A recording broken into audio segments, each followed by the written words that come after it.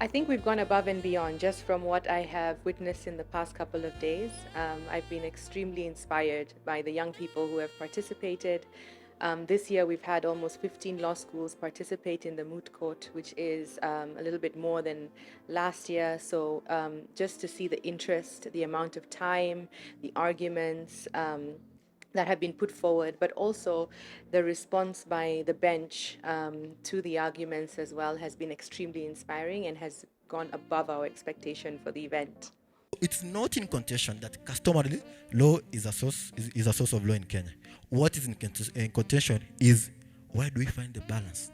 Where do we strike the balance? As a pointer, I think the paper itself and the content was excellent, but just it would be a pointer on just the presentation in itself, in a manner that you keep the audience engaged and interested in listening to the topic. I've been a fan of moot courts since way before LLB. So the first thing that I wanted to do when I get to law school was participate in moots. And I really tried to get into mooting, my 1.1. It was difficult because, it's technical, it's hard. Mooting is I want to call it playing ground, or the furnace in which you create good trial attorneys. And if we're trying to create good trial attorneys that will be defenders of the environment and of communities, then we need to hone those skills at this particular level. With that, the respondents asked this court on these grounds to dismiss the claims that have been made and put forward by the petitioners. My first question would be, at paragraph 27, it is clear that local leaders led by Mzee Juma organized the pastoralist resistant march, and over 1,000 people turned up. You're citing excuses relating to linguistic barrier and their pastoralist nature. How did Mzee Juma manage to get 1,000 people for a protest while you couldn't?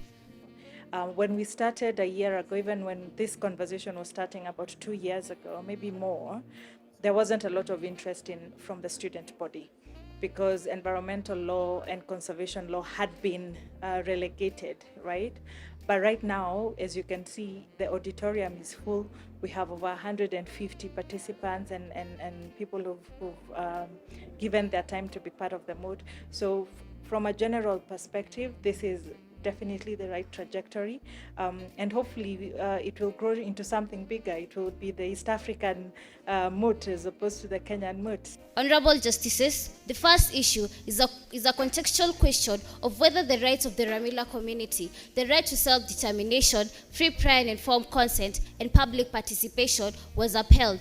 The moot court sessions were very, very educative and very informative, because during the sessions we were not only submitting, but the judges were asking us questions about current issues affecting, the indigenous communities, for example, the Ogie community.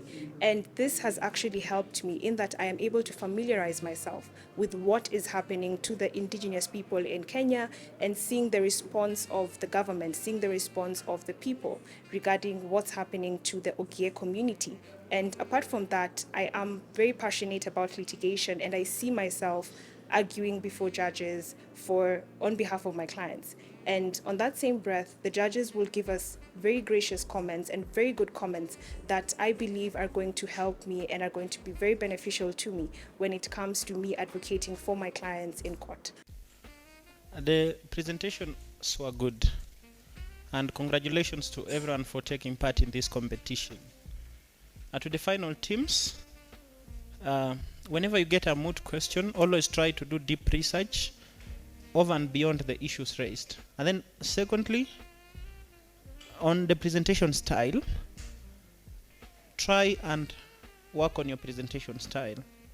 Be conversational. It's important to listen to the judge. The moment you are asked a question, that becomes the most important part of your submission, not whatever it is that you intend to submit. And secondly, pace yourself. You ought to pace yourself so that we are able to hear you, understand you, and so that we are also able to engage you. we've seen a really tremendous improvement in two very distinct ways. Number one, the quality of submissions by the students has really gone up. Maybe three. Quality of submissions by the students. Interest. This time we had about 15 different law schools actually have become part of the competition, the Moot Court.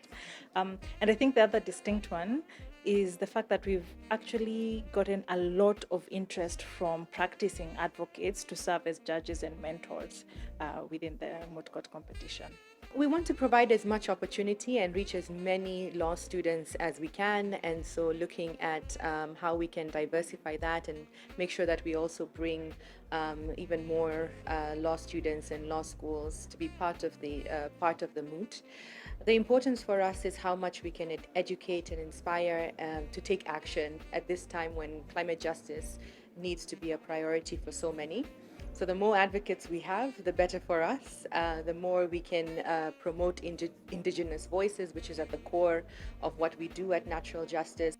Environmental law and climate justice are not the easiest topics. Also, as a lawyer, I can admit to that.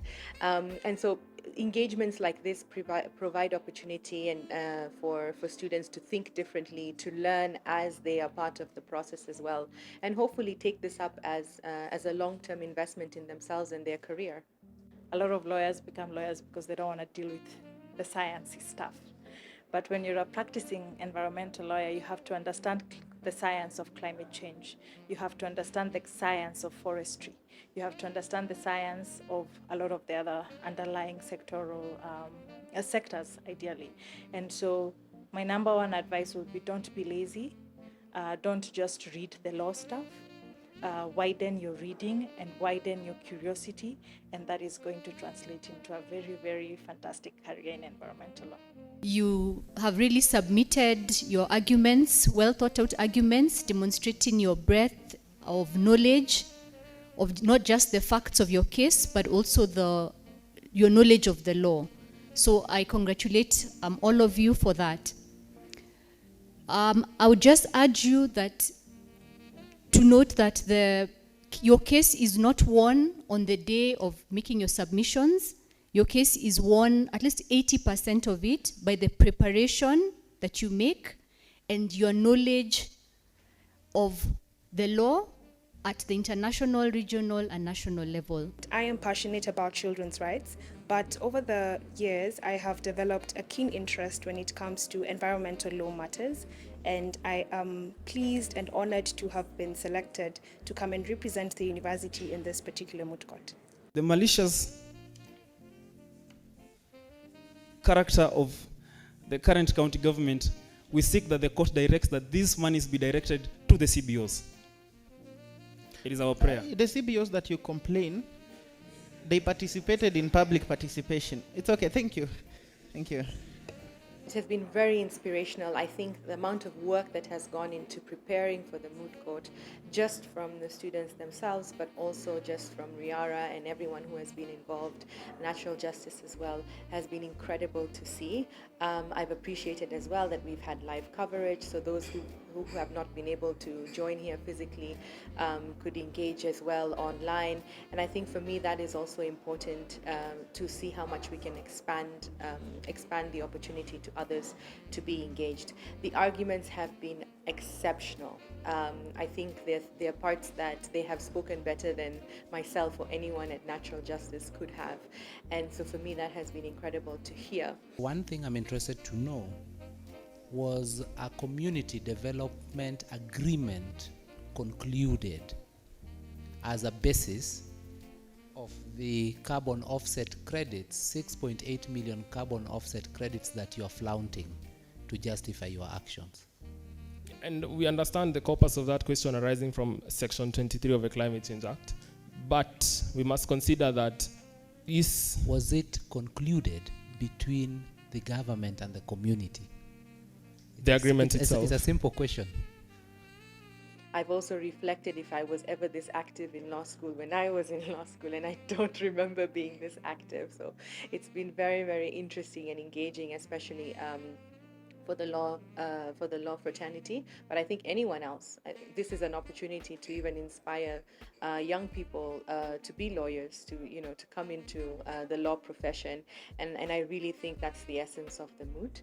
And I hope for especially those who have participated, they have felt the benefit to themselves. They have seen that this is a credible purpose for them, and in the long run, just as I said, the understanding of how important and imperative climate justice is, for me, is the underlying reason for the Moot and for this experience. I'll keep on encouraging you. Don't shy away. For those who turned up and took the challenge, keep participating in more opportunities and challenges. And of course, you'll continue to learn more and interact more on that. And I'm very, very much grateful to Natural Justice in partnership with Vera University for conducting and organizing this particular moot court, because I now know how best to articulate my issues. I now know how best to address the judges. I now know how best to respond to questions that are posed to me regarding my client's case. Thank you so much, Natural Justice, for making this happen. Thank you for all the donors who came along. Thank you for all the partners. Thank you to Riara for accepting to host us, and welcoming, sending the invitations without discrimination at all. I feel overwhelmed by the many things that I want to pass. I don't think there will be enough. I think this is one of the best partnerships that this school has, and we're really looking forward to a longer term engagement, specifically with Natural Justice and our new partners, the Center for Moots Africa. The opportunities are endless. I think investing in themselves and finding a purpose, the power of law is one that is completely undefined, and it's for them to define themselves. I did start very much like them in a law school, and almost I think it's 20 years now. This is where I found my purpose in advocating and defending for people's rights. And so the power of the law is what we stand for, and it's what I want them to realize, that their capability in using that law can really change and shape the now and the future.